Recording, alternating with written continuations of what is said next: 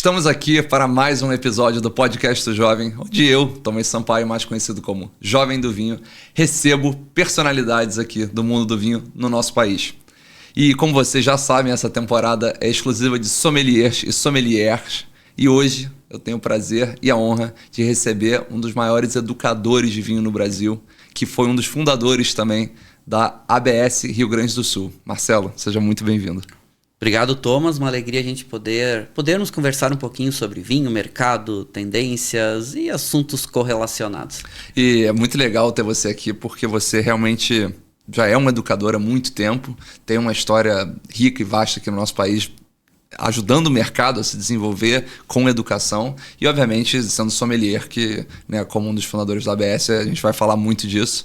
E eu queria que eu sempre peço aqui para os convidados, contar um pouquinho da sua história, quem é o Marcelo, como é que você começou, como é que você entrou no vinho, como é que você se desenvolveu lá dentro. Conta um pouco pra gente, para dar um panorama geral pro pessoal de casa saber quem é o Marcelo. Legal. Bom, como várias pessoas, a gente chega um momento que a gente vai se relacionando com a bebida e vira um caminho sem volta. A bebida nos toca e a gente quer viver aquilo com mais intensidade, com mais constância. E comigo não foi diferente. Eu comecei trabalhando em multinacionais, trabalhei bastante tempo, principalmente na área de energia. Caramba! Né? E combustível, e depois com alguns projetos envolvendo lojas de conveniência dentro dos postos. Eu trabalhei no grupo da Esso no Brasil, né, da ExxonMobil, trabalhei no grupo Carrefour. E no Carrefour a gente implementou um projeto chamado Standalone, que era um projeto de tirar os postos de combustível e lojas de conveniência de dentro dos hipermercados. E nessa implementação a gente teve que criar um projeto para pequenas adegas dentro das lojas de conveniência.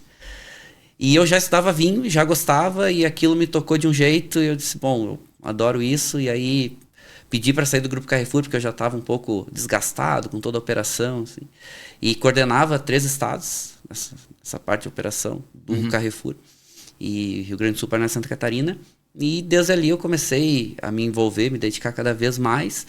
Eu estudava, fazia todos os cursos de vinho que existiam aqui no Brasil, até que... Que época foi isso? 1712, mais ou menos. Essa foi uma transição dos anos 2000. Então foi ali numa transição que foi muito importante na minha carreira e era ascendente em multinacionais. Só que eu queria, naquele momento que eu estava sendo Carrefour, não era necessariamente para trabalhar com vinho, mas era fazer algo que eu gostasse. Perfeito. Então, lecionava alguns cursos, mas não era totalmente direcionado para a educação ainda. Entendi. E aí não tinha mais, já tinha feito todos os cursos que existiam aqui no Brasil. O que eu ia falar, no começo dos 2000 não tinha tanta oferta assim de curso, né? Não, tinham poucos. E foi nos anos 2000 a gente teve uma transição importante, né? Aí 2010, enfim. E aí chegou um ponto que eu já não estava conseguindo estudar, porque as demandas do WSET Level 3 já não, era muito difícil de ter no Brasil, né? E foi bem teve a transição da chegada na cultura, com uma oferta de curso um pouco maior, enfim. E eu fui estudar na Itália, então fui fazer a especialização na Itália, depois fui fazer mestrado em vinhos na Itália, e aí comecei realmente a me dedicar e me envolver cada vez mais com a educação, que é o que eu realmente direciono hoje o meu trabalho. Entendi. Que legal, cara. E conta um pouco pra gente sobre a Itália. Você chegou na Itália, você tem uma formação, né, acadêmica dentro do vinho de verdade. Quando você chegou na Itália, como é que foi? Qual foi o percurso? Por que você escolheu a Itália em primeiro lugar? Então, a pergunta é ótima, porque eu sempre falo que foi a Itália que me escolheu. Eu tinha, quando eu comecei a me dedicar mais intensamente para o mundo dos vinhos, a escrever um pouco. Estava na época do boom dos blogs, que era a grande ferramenta de comunicação. O Facebook tinha alguma relevância, estava ganhando alguma relevância. E eu comecei a escrever, e aí criei uma página no Facebook. Daqui a pouco essa página estava com quase 100 mil seguidores. Assim, caramba! Era um negócio que nem sabia como gerir aquilo direito. Assim, era uma coisa... O Facebook ainda era uma ferramenta nova nessa época.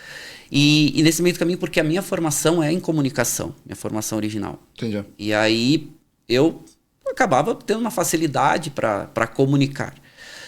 E eu participei de um processo de uma empresa italiana que estava procurando alguém no Brasil para o setor de vinhos. Caramba! E é uma empresa que ela existe até hoje, está num momento de transição agora bem importante, chama Centro Italiano de Análise Sensoriale. E TIAS, né? Chama TIAS Innovation. Uhum. E eles estavam procurando alguém aqui no Brasil para trazer alguns dos projetos deles para o Brasil. Então eles tinham duas bases muito fortes, que eram pesquisa, então toda essa parte de pesquisa relacionada com análise sensorial. Caramba! E um dos produtos carro-chefes era vinho. Eu estou falando era no passado porque essa empresa está passando por uma transição agora bem importante, depois posso contar um pouquinho. E eles fizeram um processo de seleção, queriam alguém no Brasil para trazer a operação para cá. Então, um braço bem forte é a pesquisa, o outro braço é a formação.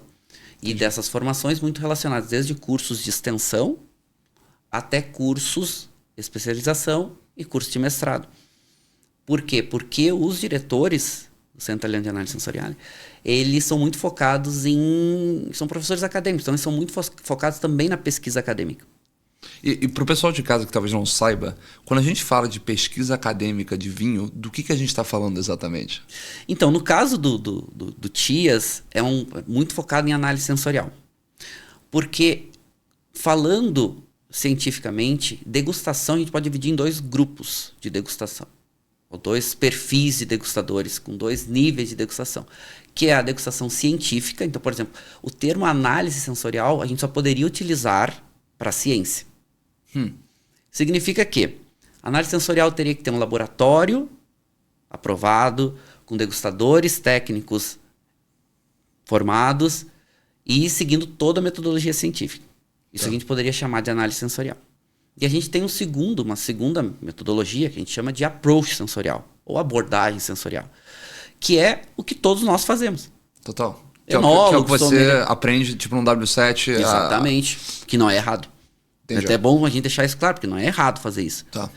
Não é ciência, porque a ciência eu preciso ter uma base que eu possa replicar. Certo. Mas isso principalmente no mercado de vinhos, é muito, muito pouco que se faz ciência, análise sensorial científica. A maior parte, 99% das degustações, é por abordagem sensorial e é como o mundo funciona, e sem nenhum problema quanto a isso. Então, o TIAS, ele é muito focado em análise sensorial científica, Entendi. em ciência. Então, é tentar achar respostas de coisas concretas. Por exemplo, uma pesquisa que o TIAS fez foi... O TIAS, o laboratório principal, ficava na região Marche, que é a região do Marche, paralela à Toscana, mas mais para o lado do Mar Adriático. E um dos trabalhos que o TIAS desenvolveu, por exemplo, para vinhos, foi criar o perfil sensorial oficial das 20 denominações dos vinhos do Marche, que o consórcio usa até hoje. Entendi. Quer dizer, tudo bem, a gente tem uma denominação lá chamada Verdicchio del Castelliese, que é feito com a uva Verdicchio, e tem uma outra denominação do lado chamada Verdicchio di Matelica, mesma uva, Verdicchio. Uhum. Mas são vinhos diferentes. Uhum. Verdicchio di Matelica, por exemplo, é feito na região de Matelica, que é um vale fechado, protegido por montanhas. Fica a 30, 40 quilômetros do mar. Entendi. Mas as cadeias de montanhas protegem aquela região. Já Iese é próximo ao mar e recebe influência porque fica antes das cadeias de montanha. Entendi. Como você, como degustador, pode definir esses vinhos. Os enólogos, os sommeliers, os técnicos. Agora, o consórcio queria dizer assim, não, eu preciso ter uma base científica que me diga qual é a diferença sensorial média desses 2 perfis de vinhos, dessas 2 denominações. E aí você está medindo coisas como acidez total, coisas como pele, quantidade de tanino, esse tipo de coisa? Isso é uma das análises, e isso é o que a gente chama de análises químico-físicas. Entendi. Em alimentos, de modo geral, análises químico-físicas é fundamental.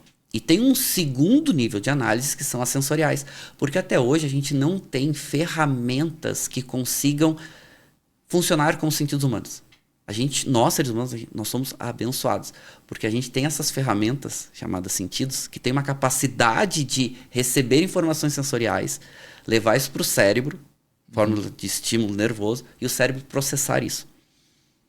A gente está no mundo do vinho por causa disso. A gente, quando começa a degustar vinho, provar vinho, a gente não sabe o que a gente gosta. A gente sabe que gosta. Gosto mais de uns, gosto menos de outros. Tem a sensação de prazer, né? Mas a gente não sabe o que é que nos dá prazer. Exatamente. Então, quando a gente fala em tentar entender cientificamente isso, sensorialmente, é tentar dizer, bom, o que realmente é um padrão com que os degustadores ou os consumidores, por exemplo, vão identificar nesses vinhos. Acidez, perfil de peso do vinho na boca, corpo, características de aromas e sabores. Então se cria um perfil sensorial com essas características médias, de modo geral, que as pessoas, os consumidores ou os técnicos consigam identificar naqueles produtos. Pô, que interessante. Só que isso através de ciência. Só que isso é muito caro de ser feito. Por isso que, de modo geral, o mercado dos vinhos faz muito menos análise sensorial científica. O mercado de alimentos e bebidas faz muito. O mercado de vinhos faz um pouco menos. E isso eu não estou dizendo que é errado. Por que isso também? Porque o vinho, como um todo, ele é muito amplo em características sensoriais. Então, uma taça de vinho pode gerar, literalmente, milhões de estímulos sensoriais. É isso que dá tanto prazer no vinho. Porque o vinho, a gente brinca, né? É uma bomba de transformações químico-físicas e que pode gerar uma quantidade muito, muito grande de estímulos sensoriais. Caramba, e trazendo para o seu mundo, teve algum vinho que te fez te enveredar, por exemplo, para a Itália? Ou não? Então, eu estava contando a história do Tias. Aí o Tias fez um processo de seleção aqui no Brasil, queria alguém. E eu acabei participando do processo e acabei sendo selecionado. Mas assim, foi bastante até desafiador. Porque me disseram assim, olha, você, se quiser terminar o processo de seleção, você é um dos candidatos, você tem que vir para cá para terminar o processo. Mas assim, você só precisa chegar até aqui. Você vem por sua conta. Agora, chegando aqui, alimentação, hospedagem, tudo por nossa conta. Só que eu nunca tinha ido para a Itália. Eu não falava italiano. E tinha que ir lá terminar o processo. E aí tu, jovem, né, mais corajoso, só, vamos arriscar? Vamos. E como empresa italiana, o Tias até hoje, você olhar as redes sociais, a comunicação é muito pequeno, porque é uma empresa que acaba não tendo necessidade de comunicar, e o italiano não é dos mais comunicadores, dos mais dedicados ao marketing. E quando eu pesquisei, isso foi 2013 para 2014, e quando eu pesquisei sobre o Tias, não tinha quase nada. Então eu fui realmente na coragem para ver, para onde eu estou indo. E chegando lá, tudo deu certo. Fui contratado para trazer o projeto para o Brasil e a gente escolheu trazer os cursos do Tias para o Brasil. Não necessariamente a pesquisa científica, porque para o Brasil ainda a pesquisa científica, análise sensorial ainda é algo caro, ainda é algo que muitos precisam, mas poucos têm condições de fazer. Então a gente resolveu trazer as formações e isso teve desdobramentos. Até hoje, por exemplo, a gente tem cursos de extensão presenciais e cursos de pós-graduação. A gente tem um projeto aqui no Brasil, que é um programa de MBA em Marketing e Negócios do Vinho, junto com a SPM, Legal. Escola Superior de Propaganda e Marketing, que a gente está na nossa 7ª turma hoje do MBA e tem normalmente uma turma rodando. O programa dura 2 anos, né? Programa de pós. E normalmente tem um intercâmbio e os alunos vão estudar na Itália também. Pô, que legal. E isso também acabou trazendo dessas formações demandas para levar os alunos para estudarem fora, né? E claro. Foi num desses programas do Tias que eu fui fazer uma especialização lá e depois fui fazer um mestrado. Porque o Tias tem uma parceria com a Universidade de Camerino e tem um mestrado lá focado em vinhos. E eu fui fazer esse mestrado lá na Itália e acabou também me direcionando um pouco para o mundo acadêmico. Eu gosto bastante do mundo acadêmico, por isso sou um dos coordenadores desse MBA, de Marketing e Negócios do Vinho, e que infelizmente é o nosso único programa hoje de pós-graduação em negócios do vinho no Brasil. Né? Precisamos de mais programas, precisamos ter projetos acontecendo para o mercado poder crescer. E esse é um projeto que se sustenta e está na 7ª turma. Pô, que bom. E a gente estava falando disso nos bastidores, né? Sobre o progresso de educação de vinho no Brasil e como que isso cresce o mercado como um todo, né? O mercado de consumidores, o mercado de entusiastas, o mercado de profissionais. Porque, como você falou, você já teve uma época que você já fez todos os cursos que o Brasil oferecia e você teve que sair do Brasil. Que bom que você voltou. Inclusive, eu vou te perguntar da ABS agora, mas você voltou e abriu um braço de educação. Mas até pouco tempo atrás era necessário sair do Brasil para conseguir assim, qualquer nível superior de educação de vinho. E eu acho que hoje isso aos poucos está mudando. Eu queria te perguntar primeiro se você, como educador, concorda que está mudando para melhor. E depois te perguntar justamente da volta para o Brasil e tudo que decorreu. Mas você acha que a gente está no caminho certo no que tange educação de vinho no Brasil? Para o mercado de vinhos no Brasil crescer, a gente precisa que todos os braços se desenvolvam. Educação é uma das principais ferramentas para que um setor consiga se desenvolver. Então, a educação no vinho ela é fundamental. É extremamente importante. E a gente, seguidamente, nas pesquisas, nos debates, inclusive entre os especialistas, que a gente precisa educar o brasileiro. Educar o brasileiro para vinho. O consumidor não vai comprar uma garrafa de R$300 de vinho se ele não tiver a percepção do que aquilo está entregando para ele. Total. Para ser educado, né? Ele vai fazer isso depois que ele for... Exatamente. Então a gente tem um fenômeno no Brasil, por ser um país que tem um consumo ainda com pouco conhecimento. Não estou dizendo que isso é errado, é o perfil que a gente tem hoje. Precisa de educação para que ele possa, daqui a pouco, investir em produtos melhores no primeiro momento. E em um segundo momento, até investir em produtos melhores e pagando menos. Porque marca ainda é muito forte no Brasil. No mundo inteiro, mas no Brasil ainda mais. Então a gente pega uma marca como Catena. A Mistral faz um trabalho muito bom para a Catena no Brasil. Então o consumidor, muitas vezes, ele gosta de Catena, não sabe muito bem por quê, mas é confortável para ele. Então a gente precisa que o paladar evolua, e esse paladar não é nada mais, nada menos do que a pessoa entender o que ela está consumindo dentro do seu perfil. Esse também é outro ponto importante. Nem todo mundo vai ser especialista em vinho. Claro, e nem é para ser. Isso é uma coisa que eu falo bastante. Assim, eu acho super legal que o pessoal queira saber o que tem dentro da taça. Queira estudar um pouco sobre um produtor tal, prova uma coisa de um produtor e quer provar outra coisa daquele produtor, e depois do próximo produtor e outra região. Isso é fantástico. Porém, eu acho que criou-se também... Eu acho que isso é um movimento recente, eu vou dizer. Essa necessidade de todo mundo ser um especialista de vinho. E assim, a verdade é que quase todo mundo de casa tá provavelmente bebendo um vinho, assistindo o nosso episódio aqui, depois de um dia de trabalho. Em outro trabalho. Assim, saiu do escritório, né, saiu da empresa.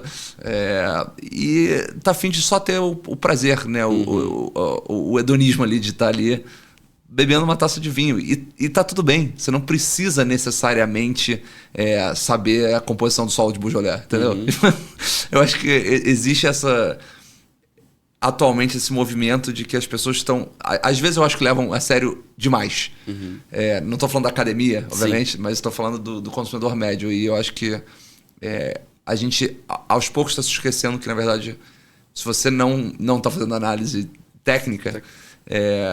aquilo é prazer. Tipo, o vinho é para ser prazer, penso eu. Mas paralelamente você vê que tanto que tem essa demanda tão crescente, eu diria, que você tem cada vez mais cursos sendo oferecidos no Brasil, de regiões diversas e específicas. Assim, eu hoje em dia falo, por exemplo, de Jurá, e mais pessoas sabem de onde eu estou falando, eu acho, do que há 2 anos atrás. Acho que muito trabalho das importadoras também, que estão... O Brasil... Aliás, uma coisa que a gente falou muito aqui, eu queria que você comentasse isso. Hoje no Brasil, a gente tem um problema de preço por uma questão tributária. Mas em matéria de oferta de vinho, o Brasil hoje em dia vive um momento extraordinário. Você concorda? Concordo. Assim, se a gente pegar os últimos anos, tanto na questão de educação, quanto na questão de oferta de produtos, o Brasil evoluiu muito. Hoje a gente não tem dificuldade de encontrar no Brasil marcas extremamente importantes e disputadas. Vai encontrar com facilidade? Não, mas elas estão chegando. Vai encontrar barato? Não, mas elas estão chegando. Mas elas estão chegando. No Brasil, antigamente, você tinha que viajar para ter acesso a essas marcas. Total. Ou chegavam por uma importadora que tinha aquela marca por seus méritos e era pouco competitivo, porque tinham menos marcas que pudessem fazer frente àqueles produtos. Então a gente vê hoje um trabalho muito legal de algumas importadoras, né? Eu gosto muito do trabalho da Cellar, o trabalho da Uva, o trabalho da Tanino. Então são importadores que fazem um trabalho muito legal de achar ou de convencer um importador ou um produtor de trazer determinados produtos para o Brasil. Então, quero levar tal marca. Não, mas eu não quero ir para o Brasil. Porque essas marcas importantes, não falta importador no mundo para levar eles. Total, não falta demanda para eles. Demanda. E eles exportarem para o Brasil é difícil por conta da burocracia. Exatamente. Então, assim, o importador precisa convencer o produtor que vale a pena ele estar no Brasil, né? E que não é tarefa fácil. Não é fácil. E essas importadoras, vou te dizer que são menores, porque são importadoras que têm porte interessante, mas têm um perfil, um direcionamento. E aí a gente chega na educação. Porque essas importadoras, elas também estão fazendo um trabalho de educação. E é claro, a gente é muito questionado no mercado por consumidores dizendo, mas a importadora está falando bem do vinho dela. Claro, ela tem que falar bem do vinho dela. É óbvio. Se ela está trazendo é porque algum motivo tem, ela acredita naquele produto. Pode ser por preço. Porque é um vinho com preço interessante. Nada de errado. Claro. Agora pode ser uma marca muito forte de um produtor que tem um conceito, que tem uma história, e isso precisa ser contado. Educação também é isso. Educação também é ensinar para o consumidor o que aquilo significa. Por que a gente está falando de Catena? Vamos voltar no Catena, porque é uma marca talvez das mais consolidadas no Brasil. Tem toda uma história. Tem qualidade no produto? Tem, mas tem uma relação histórica muito forte, tem um direcionamento de perfil de produto. E aí a gente pode desdobrar em vários outros níveis, regiões, perfis.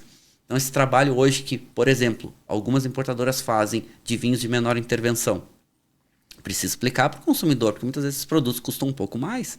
As produções são menores, tem mais dificuldade na produção. Se o produtor tem um custo maior para gerar esse produto, é óbvio que esse produto vai ter um preço maior no final. Assim como se tu tem uma escassez de produto, tem uma produção pequena, tem muita gente querendo, o preço final desse produto vai ser maior. Se não tiver educação, o consumidor não sabe. E a importadora muitas vezes não tem braço e nem know-how, né, nem saber de como comunicar isso. Na verdade, a importadora fica naquela compra, vende. Então é legal, na verdade, essa ideia das mãos dadas entre os educadores e as importadoras, que um acaba comunicando e ajudando o outro e vice-versa, né? Exatamente. Na verdade. Puta, que legal. Não tinha pensado nisso dessa maneira. Tem muita coisa também que, como o nosso mercado de vinhos no Brasil, ele é um mercado ainda imaturo. Ele está maturando. A gente ouve muito o conceito de que vinho no Brasil é novo. Não é verdade. A gente tem vinho no Brasil praticamente desde o final de 1600, sendo, uva sendo cultivada. Praticamente desde o descobrimento do Brasil, desde a nossa colonização. Vieram sementes de uvas e foram plantadas, videiras e tudo mais. Mas desde o final de 1600 o Rio Grande do Sul já tem. Os padres jesuítas espanhóis trouxeram para o Rio Grande do Sul as mesmas variedades que hoje estão fazendo sucesso, ou refazendo sucesso em Chile e Argentina, como Mission, Criolla Chica, etc. E essas variedades estavam plantadas também. E a gente teve um fenômeno de produção de vinhos no Brasil, mas claro, o Brasil é um país difícil para empreendedor. Seja um produtor, seja um importador, é um país difícil. Então, para o mercado de vinhos, que no Brasil é visto como uma bebida alcoólica, é mais difícil ainda. Não é visto como alimento, né? Não é visto como alimento. Isso que você quer dizer. É visto como uma bebida alcoólica, então tem que competir com bebida alcoólica, com taxas mais altas, com um mercado ainda imaturo. Então, o consumidor, a maior parte, a base do consumidor, o maior volume dos consumidores, eles não têm muita noção. Eles gostam ou não gostam. Eles compram um vinho por algum motivo. A educação ela é fundamental. Então, a importadora, no fundo, ela não é uma educadora. E eu não estou dizendo isso no sentido ruim. Não é pejorativo. Porque o negócio dela não é educar. O negócio dela é importar vinho e vender vinho. Por que as importadoras estão colocando braços de educação? Porque sentem essa necessidade. Tem que explicar o que é aquele produto. Por que ele custa mais caro? Por que aquele vinho custa 500 com a uva Pinot Noir e o outro custa 200? Então tem que explicar isso para o consumidor.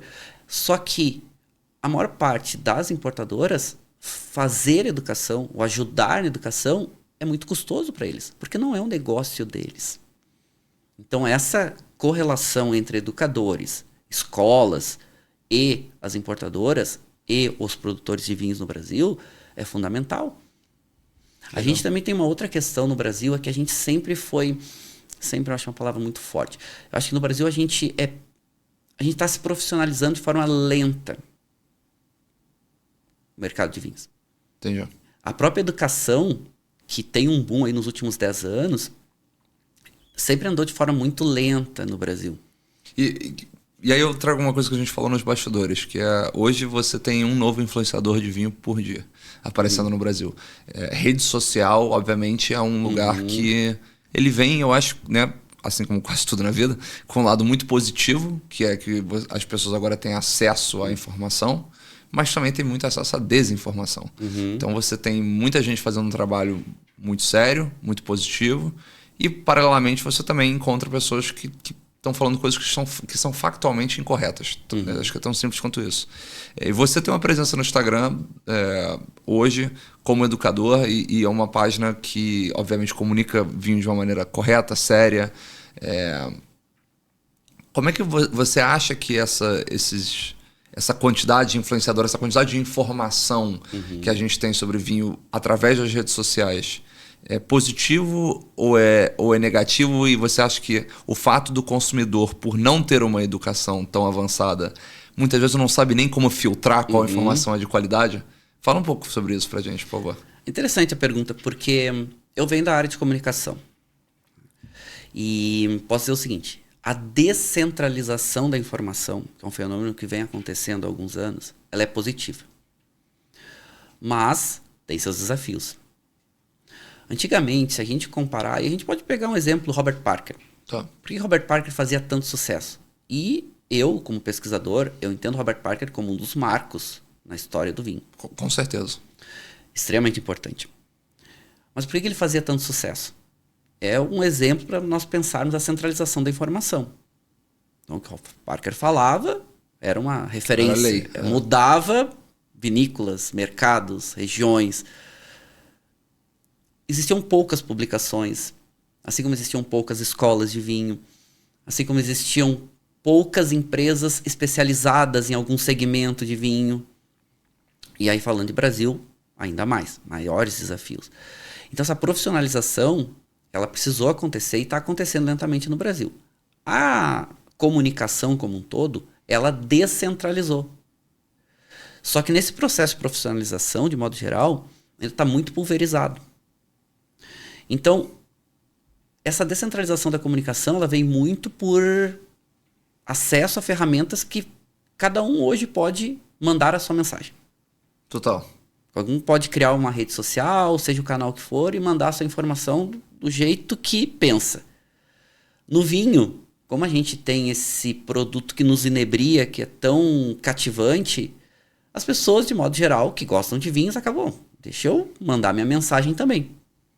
Isso pulverizou muito a informação, descentralizou muito a informação, só que também dá oportunidade para que seja democrático, mas a qualidade, você não tem mais aquela métrica, porque, por exemplo, pega uma grande publicação, pega uma Decanter Magazine, que até hoje existe, é uma das revistas mais importantes de vinhos do mundo.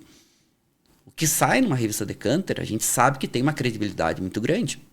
A Decanter tem um know-how, uma bagagem, não vai escrever coisas erradas ou besteira ali. Já a pessoa que está fazendo a sua comunicação, ela pode escrever o que ela quiser. Como nós temos no Brasil um mercado bastante maturo, os consumidores eles não têm muita referência para classificar aquela informação. E muitas vezes pega uma informação ruim e considera aquela informação correta. E repete, né? Esse que é o problema. Porque ela absorveu aquela informação. Então, da mesma forma que é muito positiva essa descentralização da comunicação, da informação, também a gente tem os desafios que é passar a informação correta, só que a gente não tem um filtro hoje social para isso.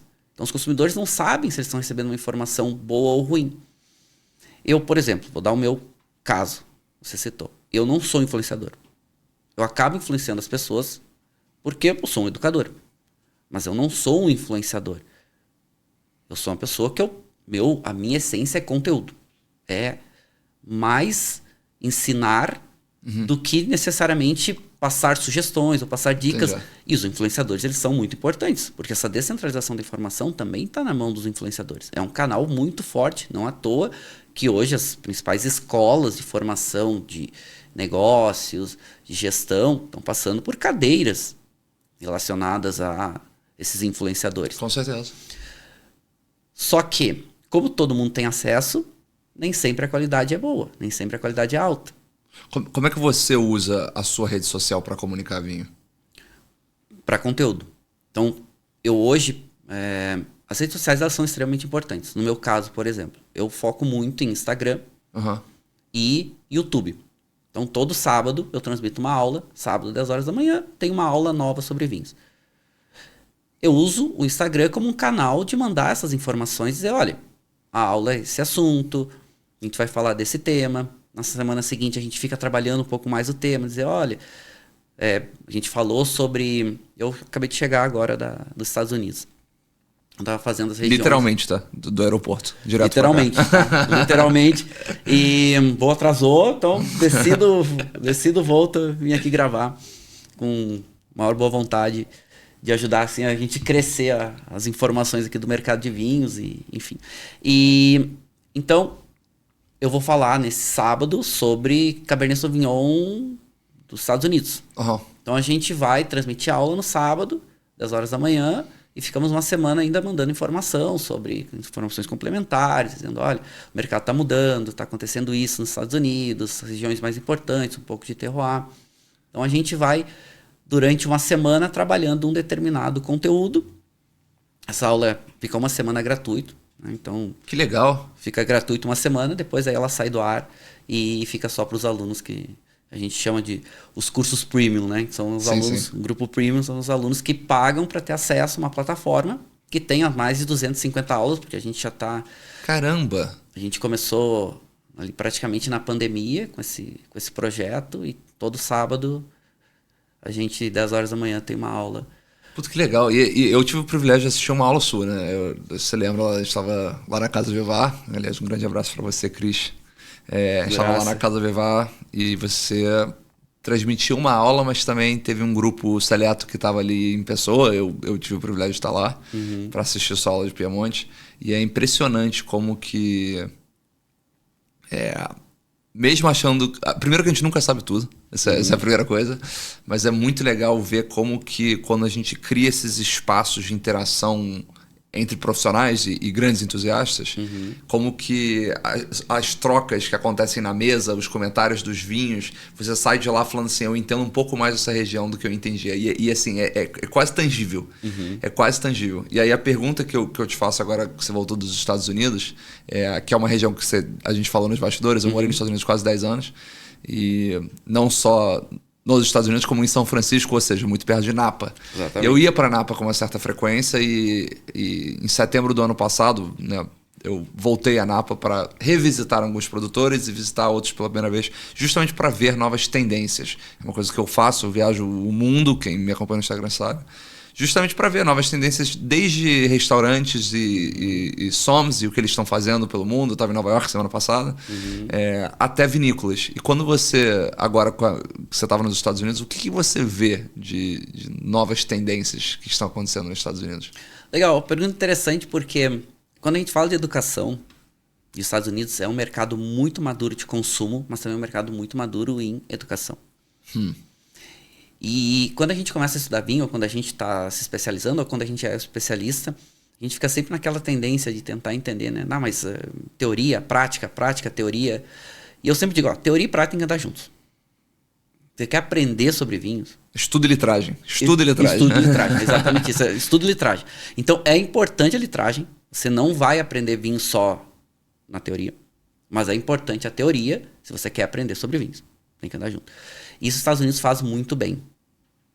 Não à toa que eles têm um mercado tão maduro, um mercado de consumo.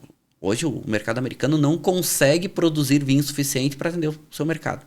Então, 1/3 do vinho consumido nos Estados Unidos tem que comprar de fora. Isso que é um mercado grande. É um mercado grande, uma produção grande e mesmo assim... Maior consumidor de vinhos do mundo.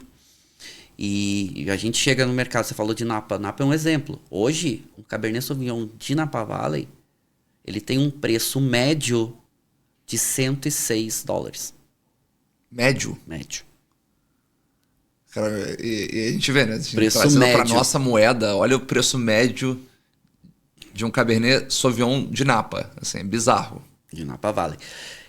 Região consolidada, região que tem a sua história, tem seus méritos, mas consegue também agregar um valor, e esse valor vem de as pessoas entenderem o que estão consumindo.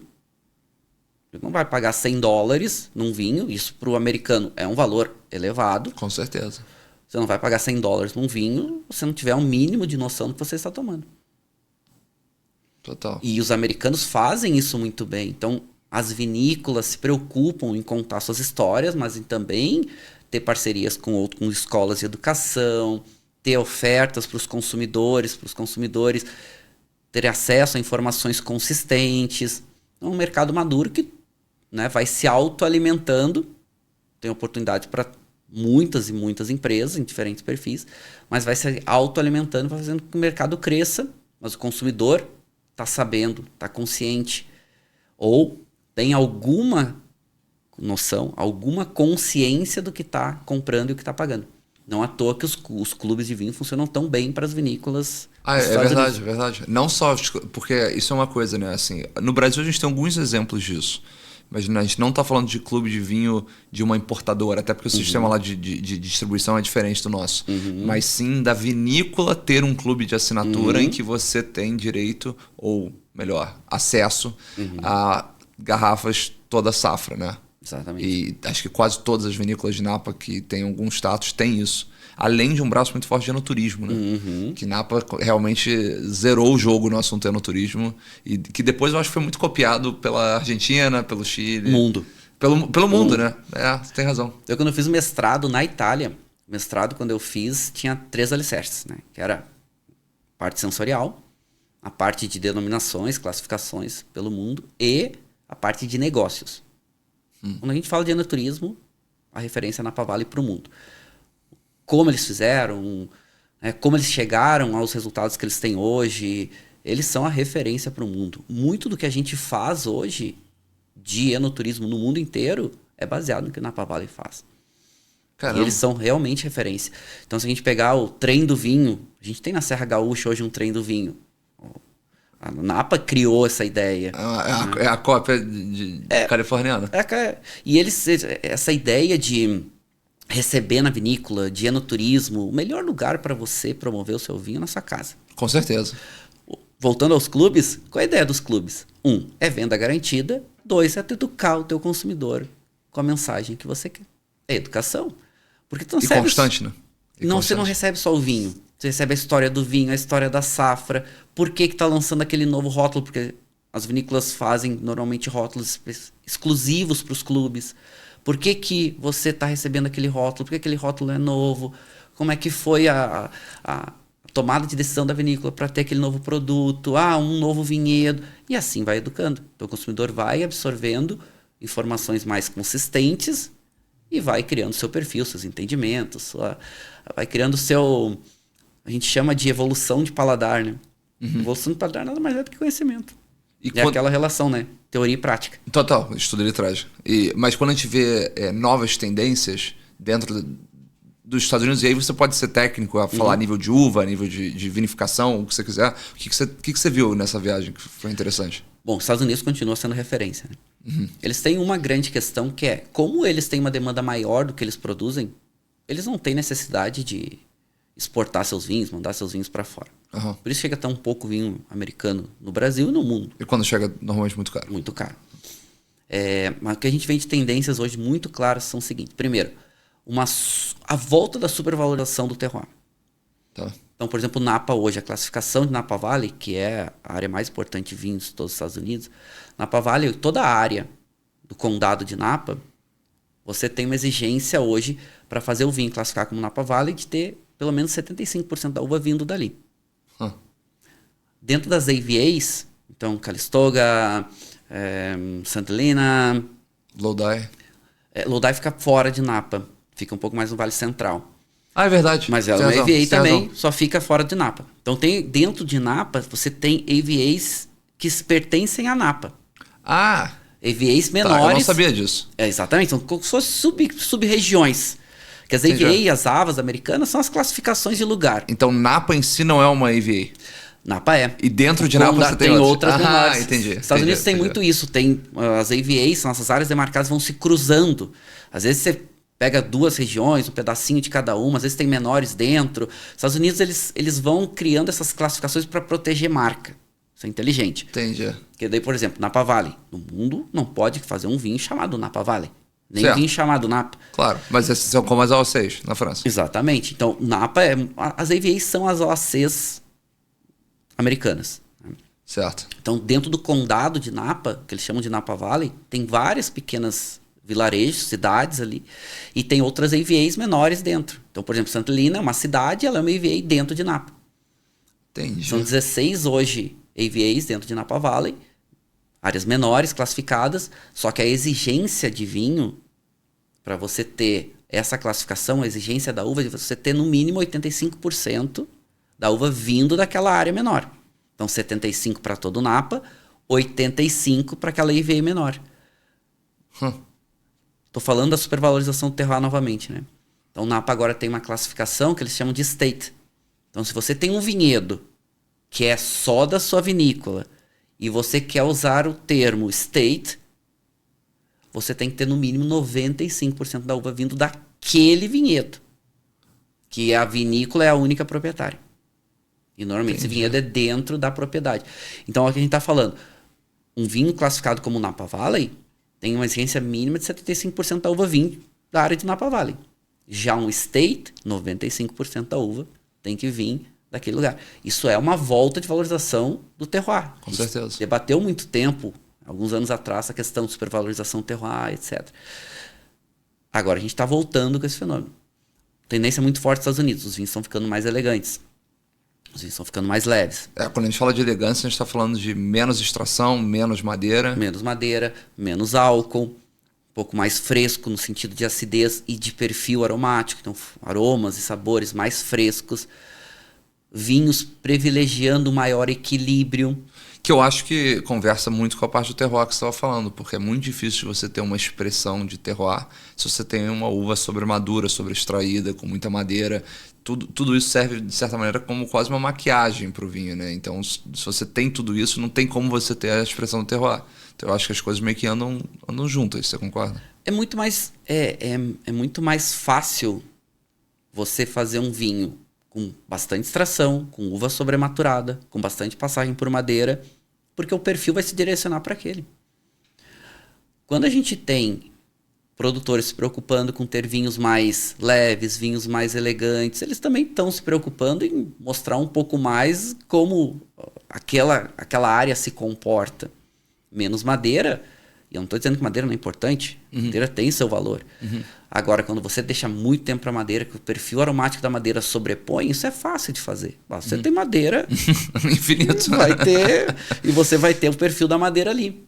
Agora, aquelas características de equilíbrio de determinados perfis, ou aquelas características aromáticas que só aquele lugar, com aquele contexto vão expressar, isso só consegue se você não tiver esses pontos de tanta intensidade sobrepondo essas questões mais direcionadas, as questões mais específicas.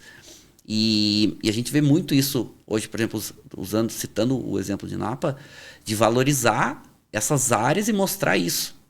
Eu tenho um vinhedo aqui desse lado, esse vinhedo tem uma exposição solar diferente do outro, e eu vou mostrar isso no vinho. Legal. Vou mostrar isso no vinho. Eu perguntei dos Estados Unidos especificamente porque é uma região que eu domino nada. Tenho muito pouco conhecimento. Que, aliás, é uma coisa curiosa, né? As pessoas falam assim, você é especialista em vinho, trabalha com vinho. As pessoas acham que você entende a fundo de todas as regiões de vinho do mundo. O que não é o caso, né? Assim, tem regiões tipo a Austrália que eu não domino nem um pouco, assim. Domino a nível de W73, mas isso é nada, assim, pra realmente entender a região. E Estados Unidos é uma dessas, porque justamente porque no Brasil, como eu me comunico pro mercado brasileiro e as coisas que chegam aqui, não chega uma quantidade razoável de vinho, nem australiano, talvez pela distância, e nem dos Estados Unidos. Então são regiões que acabam ficando obscuras, a não ser que você se interesse e realmente vá buscar informação nesses dois lugares. Então, um dos motivos pelo qual eu perguntei isso. Legal. E aí, transicionando para a parte de serviço, eu percebo quando eu tô nas viagens que quando você vai num restaurante, e aí você talvez tenha tido alguma experiência nessa última semana nos Estados Unidos, quando você vai para restaurante, você vê que, em geral, e aqui eu tô sendo generalista mesmo, a pessoa que está te servindo o vinho, o sommelier ou a sommelier, tem um conhecimento muitas vezes mais profundo do que está servindo comparado com o Brasil. E aí eu estou falando das grandes capitais do mundo e dos grandes bares de vinho e restaurantes que tem uma carta de vinho expressiva no mundo. Como é que você vê a educação para o profissional de serviço de salão, né, o profissional do salão, a importância dessa educação na hora do consumo e da venda de vinho? Bem interessante a pergunta. Eu, como pesquisador, boa parte do meu trabalho é rodar o mundo entendendo o que está acontecendo. Então, passo boa parte do meu tempo até fora do Brasil e algumas vezes até consigo levar alguns alunos para participar disso. E dessa pesquisa que eu tenho uma metodologia para entender mercados. E nessa metodologia tem essa parte de entender como está sendo feito a oferta dos vinhos. E a oferta é no on-trade e no off-trade. Total. E a parte do serviço, ela é extremamente importante para isso. Então, o que a gente vê hoje no mundo de modo geral? Então, a gente vê que a gente tem avançado muito na parte de serviço, mas a gente ainda tem muita oportunidade. Porque o serviço, e aí a gente tem que pensar e entender que o serviço não é só o servir. O serviço também é a venda. E essa é a função do sommelier. O sommelier e a venda não é no sentido capitalista, é no sentido de oferta. Não, de trabalhar o produto. Mostrar, isso, claro. Tentar entender o consumidor para entregar a melhor experiência para ele. Então você está, por exemplo, você está num bar, quer tomar uma garrafa de vinho. Se vier um sommelier de terno, todo elegante, todo arrumado, trazendo um carrinho, um monte de ferramentas, vai ficar até assustado. Meu Deus do céu, quando eu vou pagar por esse vinho? Eu só queria tomar um vinho, sabe? Aí você está num restaurante formal, restaurante estrelado pela Michelin, por exemplo. Aí vai chegar alguém lá, tipo, abrindo uma garrafa, todo desajeitado. Vestido que nem eu tô vestido. Tipo, sabe? Não é a linguagem do consumidor ou daquela ocasião. Total. Então a gente ainda tem algumas dissonâncias para o mercado de vinhos, isso no mundo inteiro, de o melhor serviço de acordo com o lugar e a ocasião. E isso, a educação é uma ferramenta importante para formar, deixar esses trabalhadores capacitados a entender isso. E, claro, os países desenvolvidos, e eu vou chamar de desenvolvido no sentido de mercado, né? Mais maduros, talvez seja um termo mais adequado. Eles têm serviços mais direcionados, serviços melhores. É extremamente importante para que o mercado avance nesse sentido, é que não só os trabalhadores, não só os profissionais que fazem esse atendimento direto tenham um conhecimento, mas também dos proprietários dos estabelecimentos terem um entendimento da necessidade e da importância dessa capacitação dos profissionais. Total. No Brasil, por exemplo, a gente tem poucos profissionais especializados ou capacitados em vinho trabalhando nos restaurantes. Nos melhores restaurantes, a gente tem alguém ali, ou um maître, ou um sommelier. Mas a gente pega a maioria dos restaurantes no Brasil... Não, é exceção. É exceção. É um problema proprietário. Então, e é engraçado você falar isso, porque isso é um tema que eu toquei na temporada passada, quando o Gui da Tanino, inclusive a Tanino, como vocês sabem, é patrocinadora não só do Jovem do Vinho, mas também do podcast do Jovem. E a gente está de bico seco aqui, mas se a gente estivesse bebendo vinho, estaríamos bebendo aqui na Tanino. Mas quando o Gui da Tanino sentou aqui, onde você está sentado, ele falou que uma das maiores e mais importantes ferramentas para o desenvolvimento de vinho no salão, no restaurante, é parar de olhar o vinho como custo e começar a olhar ele como investimento. Porque os restaurantes, os proprietários, eles veem o vinho como algo que você compra e tem um custo. E precisa ter, porque que restaurante não tem vinho né? Não tem pelo menos um vinho. É o problema, né? O consumidor vai pedir. Exatamente. É um problema, exatamente. Mas se você muda o jeito de pensar e pensa como um investimento, pensa como um produto que você pode trabalhar, como um produto em que o profissional de salão não só serve, mas oferece não no sentido que você falou de capitalista de vender, mas oferece tipo... torna a experiência do cliente mais rica em virtude do serviço que ele prestou, oferecendo tal vinho. E ele precisa entender desse vinho. Mas a partir do momento em que essa dinâmica acontece, o consumidor bebe melhor, o restaurante fatura mais e o profissional de salão se torna mais relevante. Porque abrir uma garrafa de vinho e servir não é a coisa mais difícil do mundo. Né? Mais do que isso. Como você dobra um ticket médio de uma experiência, uma refeição, por exemplo? É com vinho, é óbvio. Você não vai vender 2 pratos para a mesma pessoa. Você não vai... Mais que se você tem um serviço muito bom, uma oferta muito boa, você consegue acrescentar uma sobremesa, um café. Agora, isso tem um valor bastante limitado versus os pratos. E as pessoas não vão comer 2 pratos. Elas até podem escolher um prato com valor agregado um pouco maior. Agora, imagina uma mesa com 4 pessoas. Não toma uma garrafa de vinho. No mínimo. Se a experiência for boa, não toma 2. No mínimo. E assim vai. E eu não estou dizendo que essa ideia de... Esse termo de venda, de oferta, não é o sentido de capitalista mesmo. É o sentido de entregar uma experiência melhor para o consumidor. A gente teve agora há pouco tempo um videozinho circulando. De, acho que eram 4 amigos, eram 2 casais que foram no restaurante, pediram um vinho, olharam o preço errado. Era um peramanca branco. Né? Eles olharam 100 e poucos reais, eram 20 mil e poucos reais. Eles não viram zero, né? Eles não viram zero. Era 150 e 1.500, era uma coisa exatamente, assim. Exatamente. Eles viram. E assim, isso provavelmente o que aconteceu foi que eles não foram bem orientados naquele momento. Ok, se alguém vai pedir, dificilmente alguém vai questionar.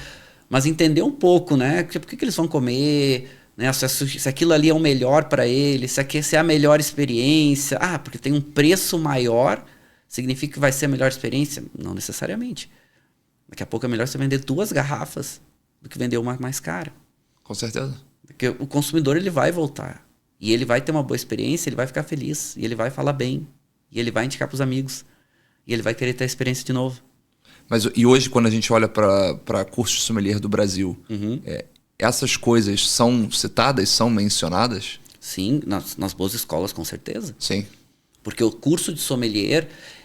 Acho que a gente tem que entender também no Brasil o que é o sommelier. Conta pra gente. Não, sommelier no Brasil hoje, ele é a pessoa que trabalha com a bebida depois que ela está pronta. Tá. Só que no Brasil a gente ainda tem o entendimento que sommelier é a pessoa que vai estar no restaurante oferecendo o vinho, abrindo e servindo. O sommelier hoje ele é muito mais amplo. A gente até tem um debate no Brasil, né? Tem algumas pessoas que defendem que sommelier ele é o profissional que trabalha no salão servindo vinho. E eu nem estou questionando se isso é certo ou errado. Eu defendo isso, tá? Eu defendo isso. Eu já falei isso ao vivo aqui. Eu defendo isso. E, de novo, não é demérito, não é mérito. É que eu acho que para categorizar a nível de botar numa caixinha... Para mim, o sommelier, tanto que eu não me considero sommelier. Eu, às vezes, presto serviços de sommelier, mas eu não sou o sommelier. Mas é a nível de categorização. Para você é mais amplo do que isso. Então, eu não estou dizendo nem que é certo nem que é errado. Estou falando que tem pessoas que defendem, como você. Tem pessoas que defendem que o sommelier é a pessoa que trabalha a partir da hora que o vinho está pronto. Tá. Eu, como pesquisador, poderia dizer assim, as duas visões podem ser corretas. É como o Brasil trata, e aí trazendo de novo para o Brasil, como o Brasil trata isso hoje. De modo geral, o Brasil, o consumidor entende que o sommelier é a pessoa que está no salão vendendo. Mas o sommelier é a pessoa que está fazendo todo o serviço relacionado com o vinho, não só o serviço, mas todo o manusear com o vinho pós a bebida estar pronta. Tá. E não vou dizer que esteja certo nenhuma das duas definições. Sommelier, hoje inclusive na lei brasileira que define a função do sommelier, diz que é qualquer pessoa que trabalha com vinho. A confusão já acontece por aí. Não sabia. Isso deve ser a nível tributário, né? Provavelmente. Não. É a lei da lei trabalhista que define a função do sommelier no Brasil. Entendi. Tem uma lei federal, né? Que diz, profissional de vinho, que sommelier é a pessoa que trabalha com vinho, qualquer nível de vinho, seja de montar cartas, ofertar, enfim. Então, tem um pouco de confusão aí. Aonde eu quero chegar? é que acaba que qualquer pessoa que vá trabalhar com vinho pronto, ou seja, não é o enólogo, não é o agrônomo, ele vai estudar um curso sommelier. Eu não estou dizendo também que isso seja errado. Mas ele vai acabar indo para buscar essas formações para acabar tendo um título para se posicionar ou ser melhor visto no mercado. Mas muitas vezes ele não vai para o salão. Então aí a gente tem um problema, na minha visão, que quem é o sommelier? O que está no salão. Sim, mas aí a formação, de modo geral, que a gente tem no Brasil hoje, que direciona muito para quem quer ser profissional de vinhos, não quer fazer vinhos.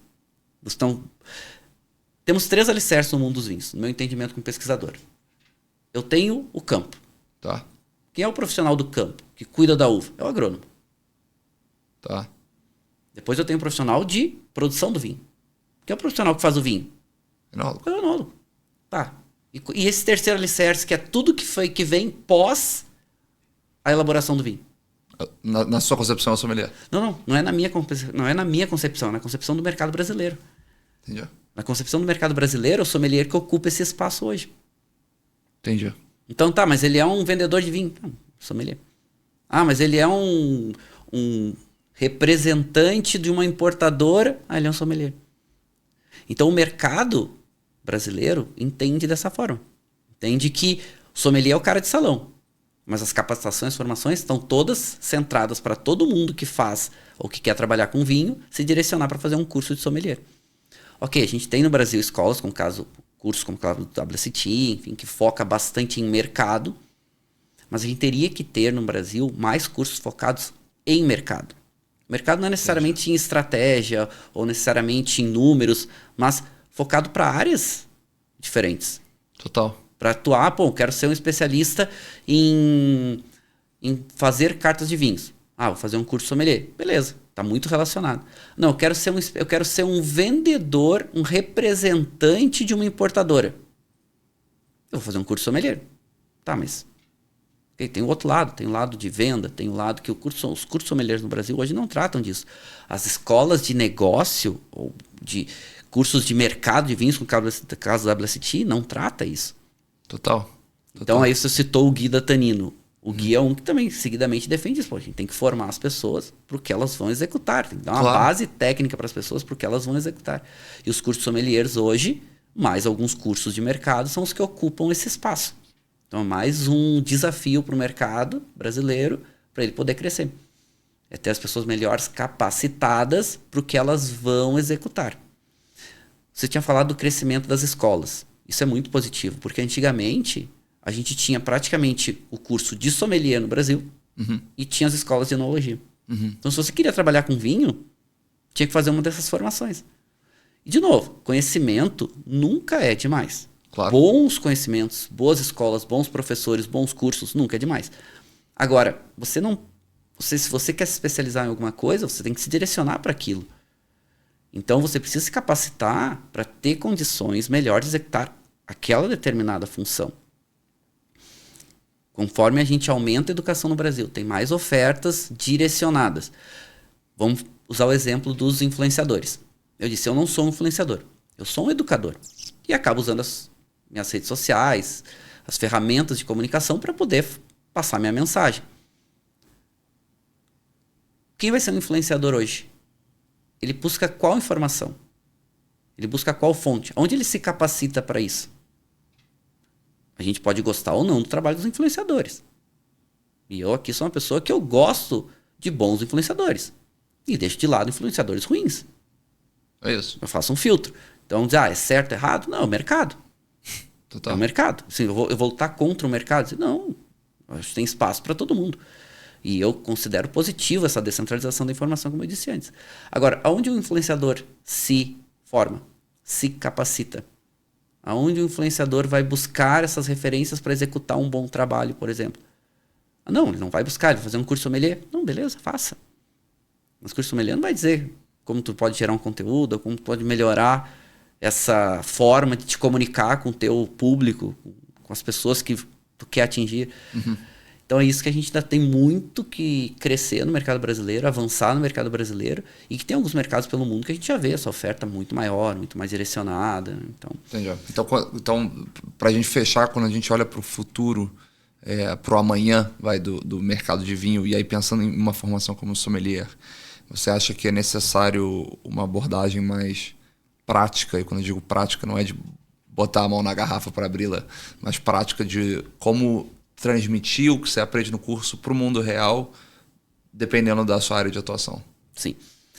Acho que a base de tudo isso é o aumento da educação. Certo. Isso que a gente estava falando das importadoras, das próprias vinícolas. A gente deu o exemplo de Napa Valley, que faz um trabalho de educação em cima dos seus vinhos. Pode ser da sua vinícola, do seu projeto, dos seus vinhos, mas é um trabalho de educação. Então a gente tem que crescer o mercado de educação no Brasil, direcionado para vinhos. Isso tem um papel importante que envolve vários entes. Importadoras, vinícolas, comerciantes, distribuidores, influenciadores, que todo mundo vai se beneficiar para isso. Essa oferta precisa aumentar. Então, conforme a gente aumenta essa oferta, a gente vai ter um mercado mais maduro. E um ponto importante, nem todo mundo vai ser especialista. Tem gente que só vai tomar vinho. E tá certo, não tem nenhum problema quanto a isso. Mas a pessoa que quer buscar mais informação, e mesmo a pessoa que toma vinho, ela sempre está ali buscando. Eu quero saber um pouquinho da uva. Eu quero saber um pouquinho com o que harmoniza esse produto. Que estilo é esse? Eu gosto mais desse vinho porque ele é mais docinho, ou ele é menos docinho. Eu não gosto daquele vinho ali porque ele é muito tânico, áspero. Ele tem muita textura. Então, cada consumidor, ele vai ter a sua busca. Então, a gente também tem que ter essas ofertas, não só para o especialista, mas mais ofertas de experiências educativas para os consumidores. E aí sim, quanto mais a gente tem conhecimento, mais, digo as pessoas em geral, os consumidores de modo geral, e também os especialistas, e também os influenciadores, também os comunicadores, e também todos esses entes que estão envolvidos no mercado de vinhos, o mercado tem mais possibilidade de crescer de uma forma mais consistente. O consumidor consome o vinho de R$500, vai estar disposto a pagar se ele entende o que é aquilo. Ou se ele pelo menos tem noção do que é aquilo. Ou o suficiente para gerar curiosidade para que ele faça aquele investimento. E aí a gente volta também nos profissionais que precisam dizer, não, peraí, não adianta você comprar um Barolo de R$700 se você não tem aquela experiência. Nunca provou um Langhe Nebbiolo. Exatamente, não vai ter aquela experiência e daqui a pouco vai achar aquilo ruim. Total. E aí que entrou aqueles aplicativos, no caso do Vivino, que tentava dar uma nota, às vezes comprava um produto com aquela referência daquela nota, mas não tinha noção do que era, mas achava que um vinho tinha 4,5 estrelas, era melhor que um vinho tinha 4 estrelas, pagava mais caro, muitas vezes a experiência não era boa. Perfeito. Bom, querido, foi um prazer, muito obrigado pela aula. Capaz, foi uma alegria, muito obrigado pelo convite. A gente brindaria, tá? Só que brindar com água e copo vazio não funciona, tá? Nem pensar. Mais importante, se eu pudesse deixar uma mensagem final, beba vinho. Seja feliz, Perfeito. Indiferente do seu perfil, indiferente do seu conhecimento. Quer ser especialista? Estude para isso. Quer só beber vinho? Beba. Abrir uma garrafa de vinho, seja feliz, é o que importa no final das contas. Saúde. Saúde.